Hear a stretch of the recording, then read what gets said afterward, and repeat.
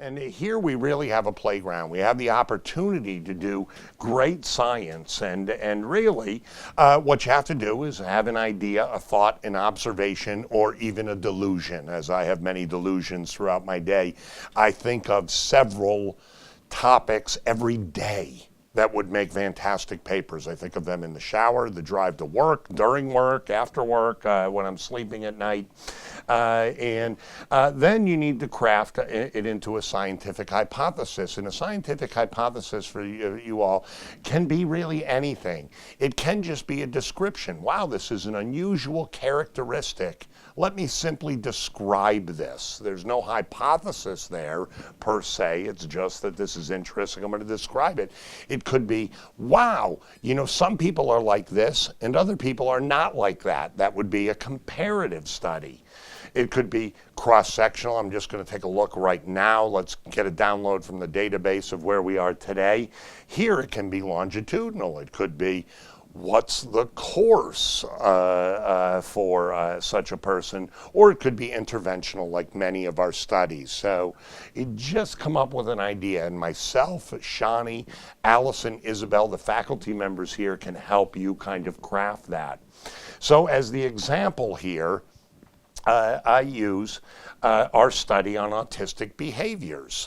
So this is a study that we started many years ago, and it came from actually one of the ADC testers who worked with autistic children in rehabilitation. And I said, you know, why don't we study autistic behaviors in the Alzheimer population? And so they're sometimes, you know, self-focused, poor eye contact, they have repetitive behaviors. So we ask the question, is there a relation of autistic behaviors with dementia? If so, what kinds of dementia? What kinds of behaviors? What are the subject characteristics? Why do some people maybe have these behaviors and others not?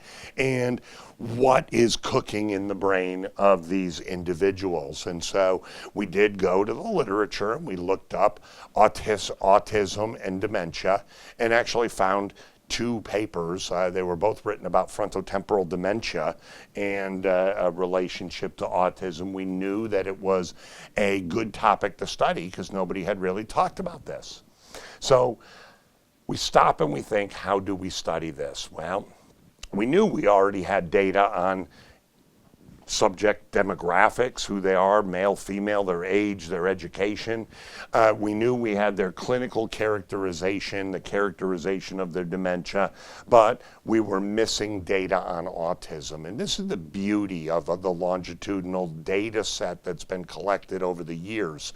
Sometimes to do a study, you just have to add one variable and the entire data set becomes a new data set. So Keisha's study, right, where she's looking at the socioeconomic status by zip code, all that needed to be done was that one variable added to the database. I do think we should go back and take Shani's mailing list, which has the entire cohort in it, and rerun that geographic distribution and make your paper much, much larger to look not just at African Americans, but at everybody from a socioeconomic status. Gotcha. And then subsets could be looked at. So we didn't know. So I basically said to Danielle, I said, find us a scale that we can use in adults to look at autistic behaviors. And she went to the literature and she found the GARS-2. And we bought the rights to the GARS-2 for $100 and collected data cross-sectionally on these folks. So you collect your data and you start to look at it. This is where we start getting into the minute you have your data assembled, you have to be thinking about your manuscript. So the first thing in every paper, and you guys can look, you know, at dozens and dozens of paper, table 1 is always a description of your study participants. It's just what it is.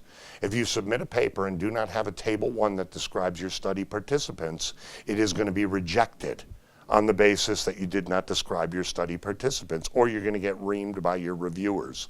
So first, you need to know who your subjects are. Now, frequently you'll want to split them, right?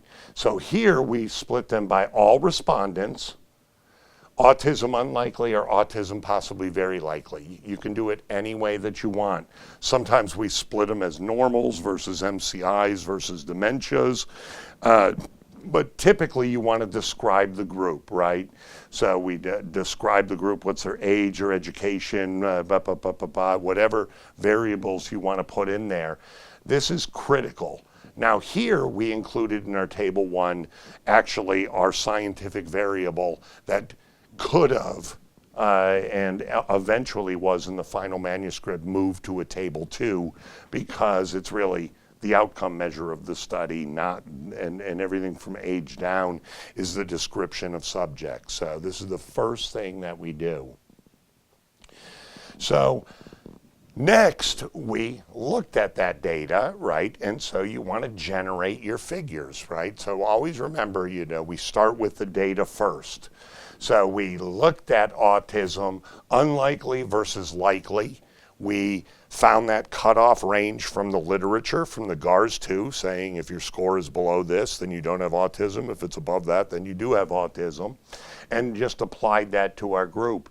It comes actually in 3 areas: social interaction, communication, behaviors, and what we were able to look at is the difference in scores. So down here, folks were not, and then we looked at MCI and dementia. How does this pan out?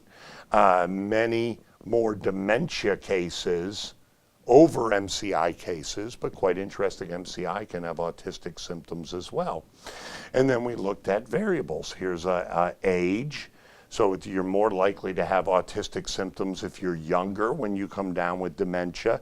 We looked at the specific autistic behaviors. We looked at the more severe you are by CDR, the more likely you are to have autistic behaviors. And then we looked at the interaction between age and severity of disease and showed that there was an important interaction. So we said, great, now we've hashed all our data here. We have all of our tables, this is nice. Now we need to write the paper. And this is the critical part because everybody works up to that stage. We put together our posters. They have tables in them, figures in them from a scientific meeting, and then we just stop. And I will tell you, what you've done has been accepted at a meeting, it is a publication. Absolutely, 100%. It is worthy of publication. So when people start to write a manuscript, they always try to start at the beginning. It's not like the Bible, in the beginning, right? You need to start with what you did. So your methods should have been recorded all along. So this is the place to start writing your paper.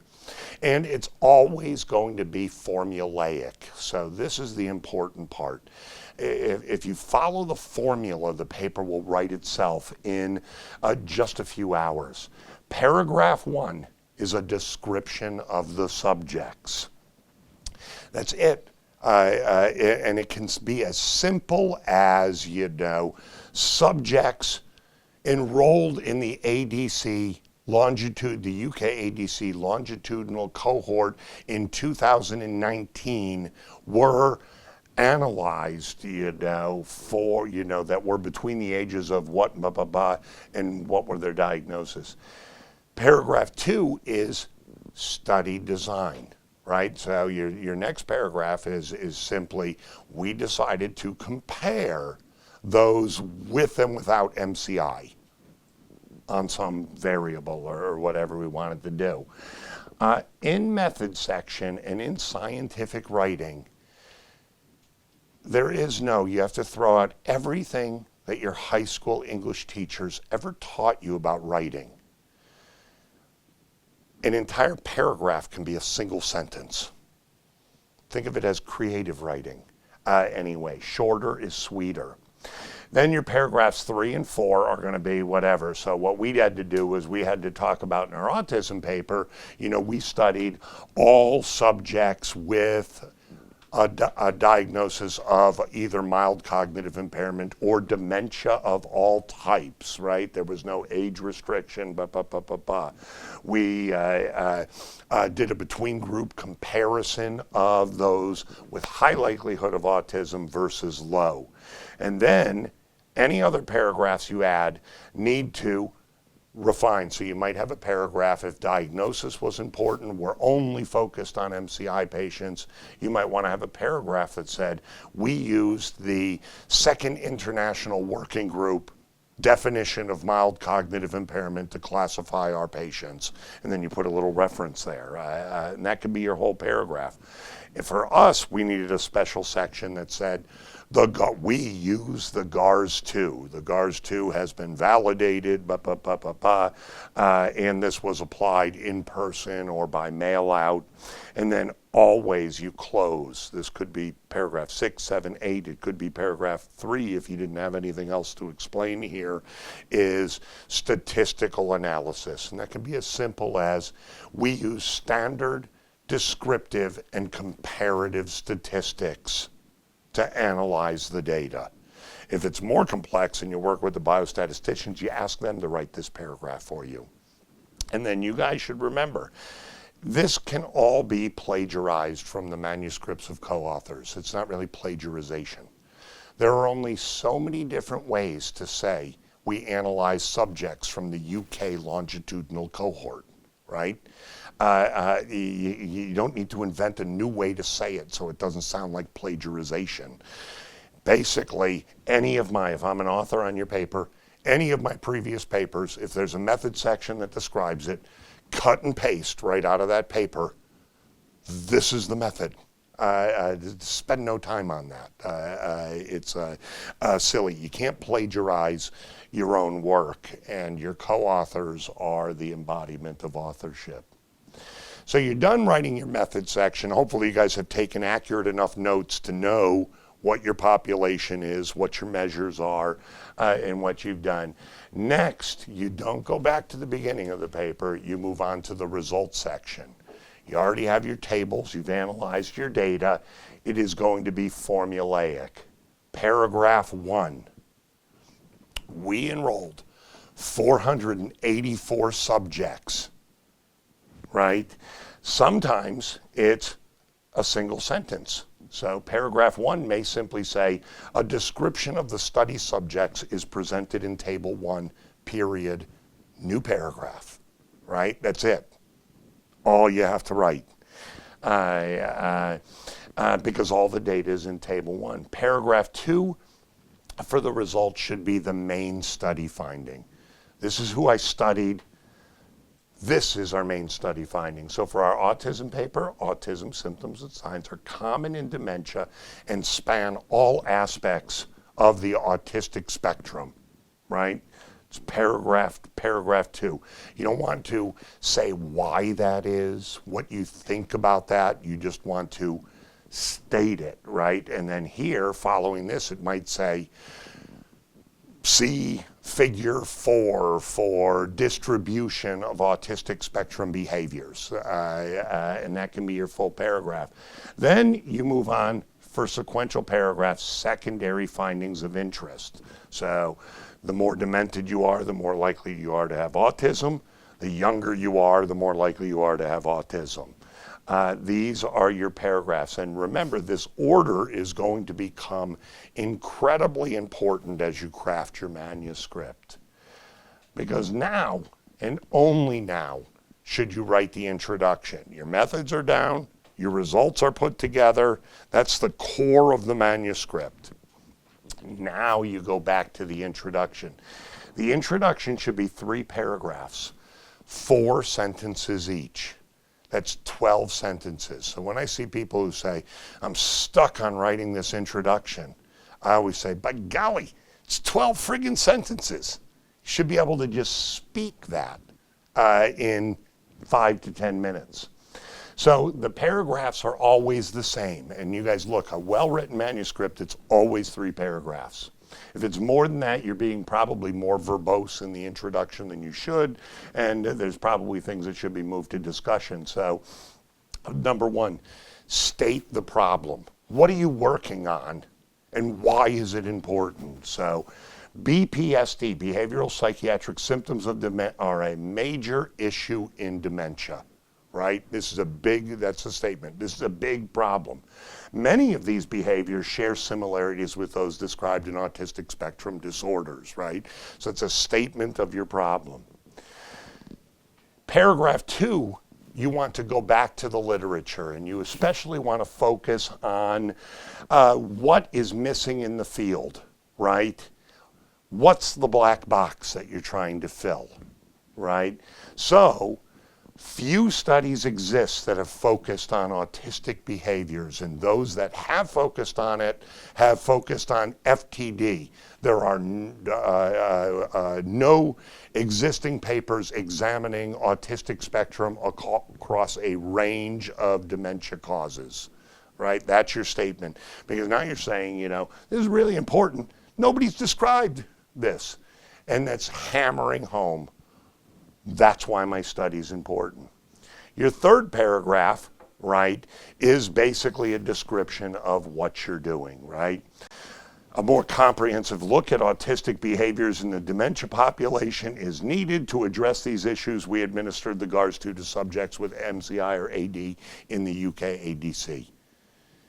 Paragraph 1, it's important. Paragraph 2, the literature tells us this about this, but there's a hole in our present state of knowledge. Paragraph 3, how we're going to fill and patch that hole. That's it. 12 sentences.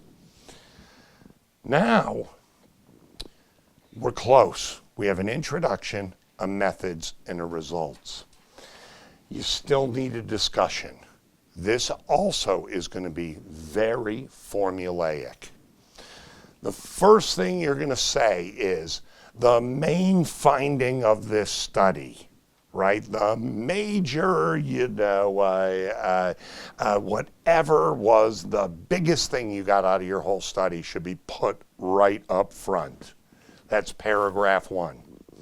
And then paragraph 2, 3, whatever, is going to mirror your results section in terms of secondary findings, right? So if we remember, going back to the results section, right, we're going to have a description of the subjects.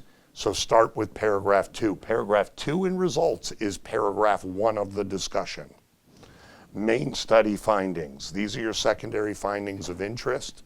They are going to follow in your discussion. So you want to now not restate yes, in a simple sentence, you can say the main finding of this paper is that autistic spectrum behaviors are common in the dementia population. This has been previously described before for FTD, but never in the field of AD. Yet we know that the neuropsychiatric inventory includes aberrant motor behavior. Perhaps this has some relation, whatever you want to say. Then you can go on and watch paragraph 4, 5, etc., whatever the numbering terms to be. Here's where you can purely speculate. This is dangerous. Everybody wants to do it. And yes, you can do some of it. But you all should remember, every one of these paragraphs that you write, based on neuroanatomy, psychological theory, each one of those is a little bit longer pieces of a rope. And if you have a piece of rope long enough, you might just hang yourself. If you go out too far on a ledge in your papers, your reviewers will have more to attack. And so when you stick with your findings, you're on much more stable ground. You have to make a determination. Do I want to battle this? Do I want to walk on thin ice here? Because what I have to say is so damn important that the field needs to understand it. And you need to be cautious about this, though. The remainder of your conclusion is going to be very formulaic as well. You should have a paragraph that is weaknesses and shortcomings of the study. Why do we do that? It's a hard thing to do because you're pointing out your own weaknesses, and nobody likes to do that. But here you want to be self-critical. The reason why you want to be self-critical is because whatever you write here automatically diffuses your reviewers.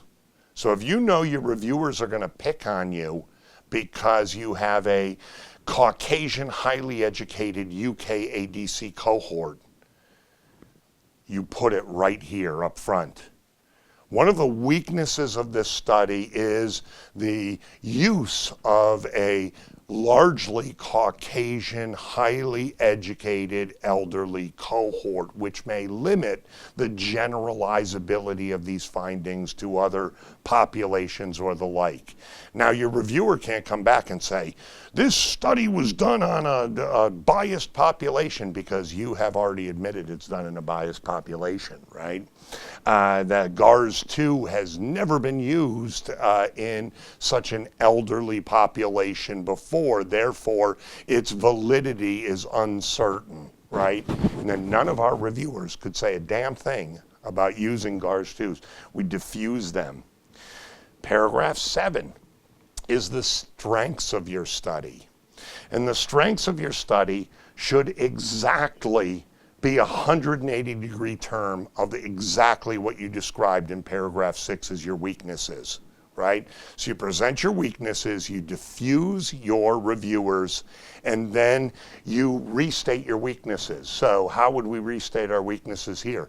The strength of the study involved the use of the UK ADC cohort that is highly characterized, representing a homogeneous population that therefore avoids the confounds of sociocultural heterogeneity, right? I said exactly the same thing. It was a weakness. It's also a strength.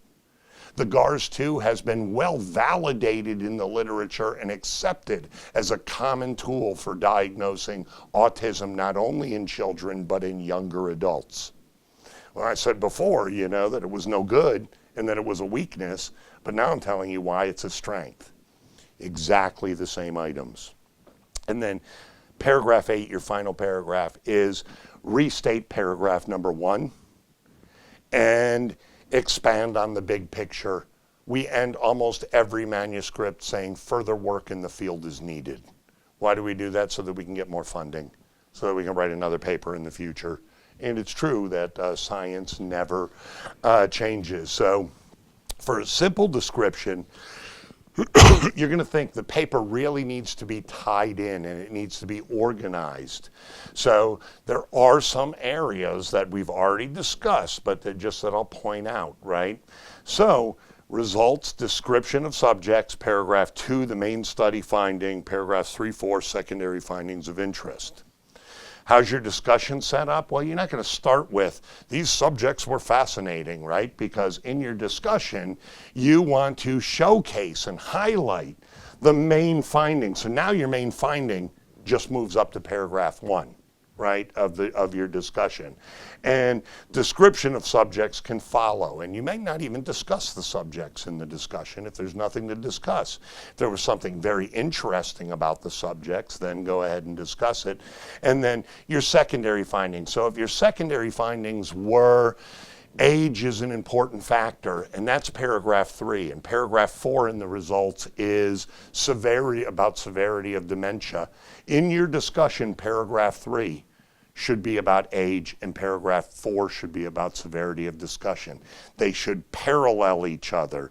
Do not have one order in your results section and then randomly reassort your order in your discussion section. It makes it very difficult for the reviewers to follow that. So if you parallel these, it really will demonstrate.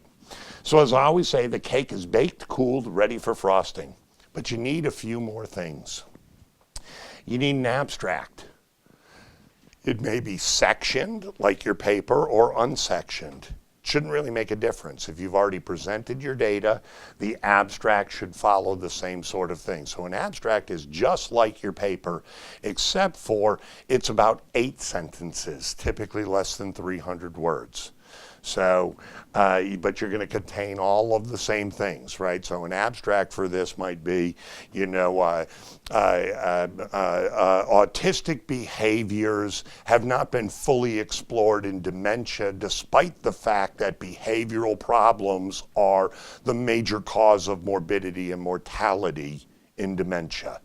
We therefore applied, right, into methods now, one sentence, long dragged out sentence, but one sentence for the introduction, maybe two. We therefore use the GARS-2 to explore autistic behaviors in MCI and dementia cases from the UK ADC cohort. That's sentence number 2 of your abstract, paragraph 3.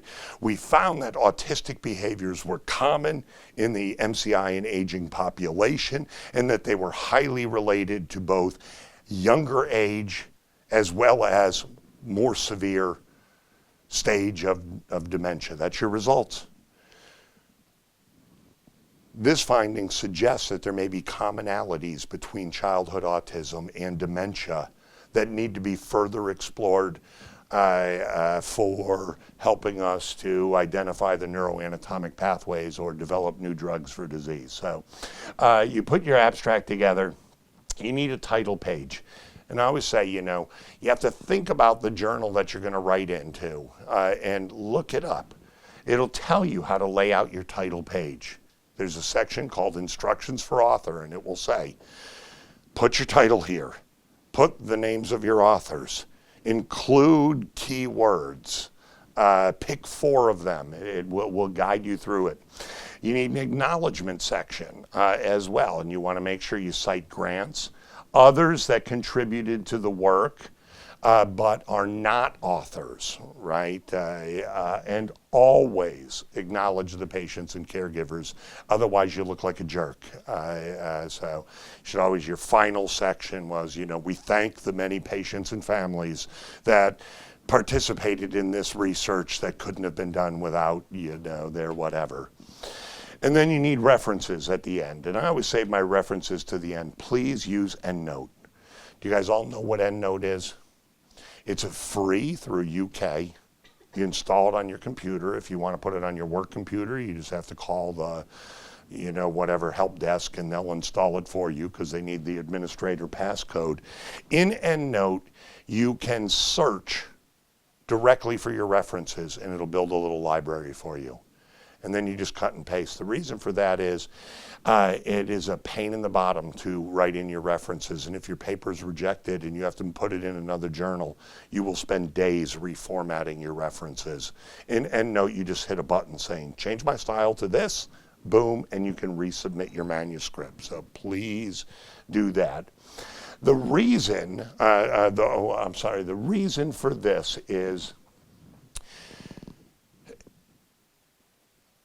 you really want to show off your manuscript, and you don't want to start sending it around in a half-finished state that says that I've done half a job here. I have papers from students that worked with me in 2005 that I still never published because they're half-written and don't include all these bells and whistles. And I've just never gotten back to publishing them. It makes you look better if it's complete. So a few key points to keep in mind. Be as inclusive as possible in your author list. I think that this is really, really important. We try to think, there are some people in the day and age of, Dr. Jicha is a solo author on this paper, or Ahmed is the first author and I'm the last author on it. Those days are over. You want actually more. And so sometimes, what you do is sometimes you even include. So our autism paper, we put Danita Leitner on as a co-author.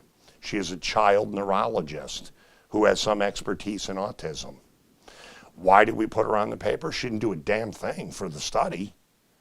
We put her on the paper because we needed an expert in autism so that our reviewers wouldn't, and she reviewed the manuscript and provided feedback so that the reviewers wouldn't say, how in the world can these people talk about autism when they don't have anybody that knows anything about autism on their authorship list?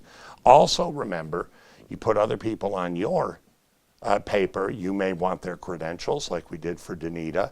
Other co-authors may put you on their paper. and then that's great. Remember, the way that it works is the first author is the primary person. The person who wrote the manuscript is the first author. The last author is typically the senior author or the mentor.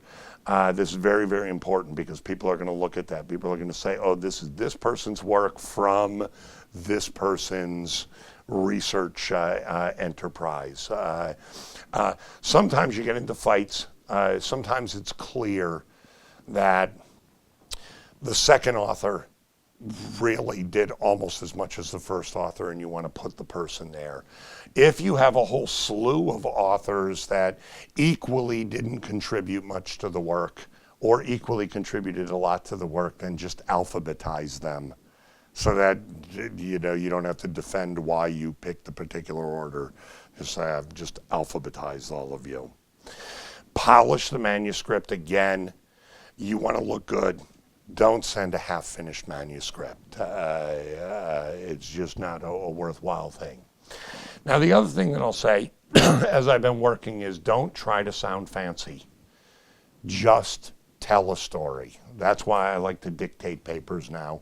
I'm a slow typer. So I always say the best manuscript ever would have been if Einstein published "The relationship between energy and matter is well recognized yet poorly understood.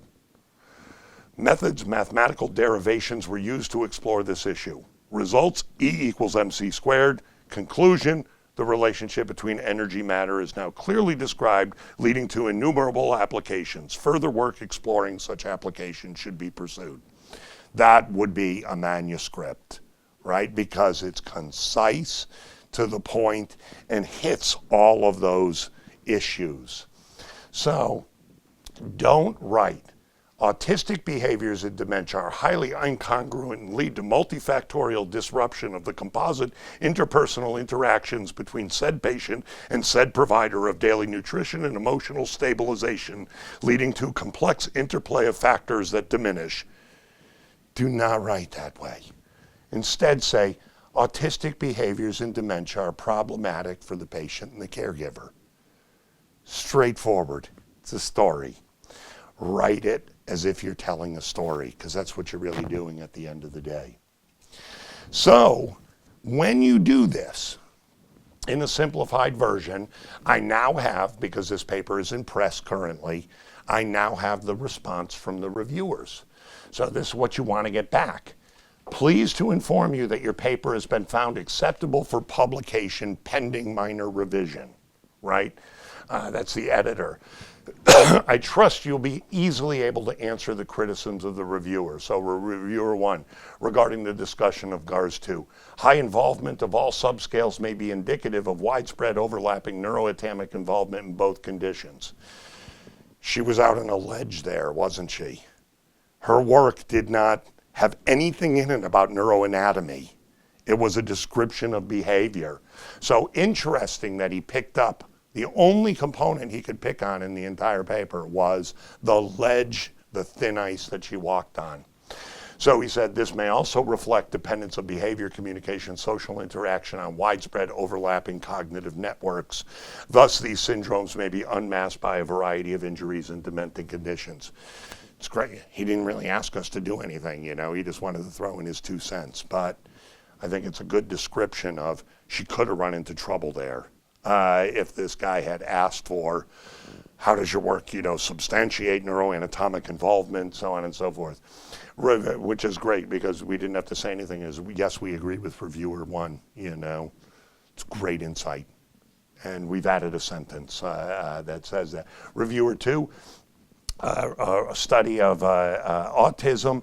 Study has several limitations such as cross-sectional and retrospective nature. Where do you think that was written? In our weaknesses paragraph.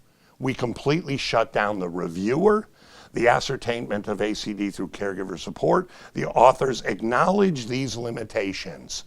Boom! Took that reviewer right down, right? In addition, the study is clearly original and hypothesis generating. The reviewer has only one fundamental issue that applies to the introduction and discussion. study based on the premise that autism share mechanisms and manifestations. It seems possible that persons with developmental issues less resilient to degenerative injury being more likely to manifest dementia. Could the authors comment on this possibility and potential mechanism if applicable? Comment on whether there's any literature in this regard. Literally, it took us 3 sentences. We shot this manuscript back in about 20 minutes from receiving this review, and boom, the thing is published, because we followed a formulaic approach that spelled everything out. We didn't walk out on too thin of ice. We acknowledged our weaknesses. The paper was seen as concise and strong.